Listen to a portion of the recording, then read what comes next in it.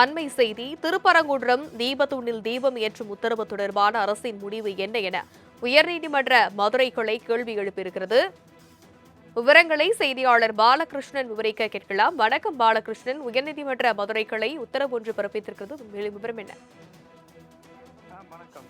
திருப்பரங்குன்றம் தீபத்தூணில் தீபம் ஏற்றும் விவகாரத்தில் நீதிமன்ற அவமதிப்பு வழக்கில் பிறப்பிக்கப்பட்ட உத்தரவுகளை எதிர்த்து தொடரப்பட்ட மேல்முறையீட்டு வழக்கில் திருப்பரங்குன்றம் தீபத்தூணிலும் தீபம் ஏற்றும் உத்தரவு தொடர்பான அரசின் முடிவு என்ன உயர்நீதிமன்ற மதுரை அமர்வு கேள்வி எழுப்பியுள்ளது. இந்த ஆண்டு திருப்பரங்குன்றம் மலை உச்சியில் உள்ள தீபத்தூணில் கார்த்திகை தீபத்தை ஏற்ற உத்தரவிடக் கோரி ராம ரவிக்குமார் வழக்கினை தாக்கல் செய்திருந்தார். இந்த வழக்கை விசாரித்த தனி நீதிபதி மலை உச்சியில் உள்ள தீபத்தூணிலும் கார்த்திகை தீபத்தை ஏற்ற உத்தரவிட்டார்.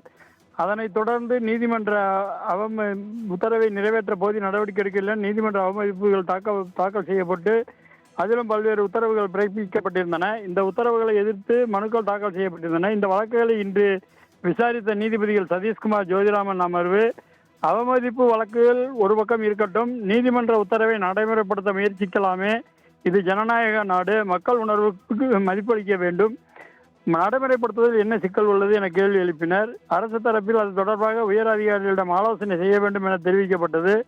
தர்கா தரப்பில் தங்களையும் வழக்கில் சேர்க்க கோரிக்கை விடுக்கப்பட்டது. அதையடுத்து நீதிபதிகள் உத்தரவு தொடர்பான அரசின் முடிவு என்ன என்பதை தெரிவிக்க அறிவுறுத்தி வழக்கை ஜூன் 22ஆம் தேதிக்கு ஒத்திவைத்துள்ளனர்.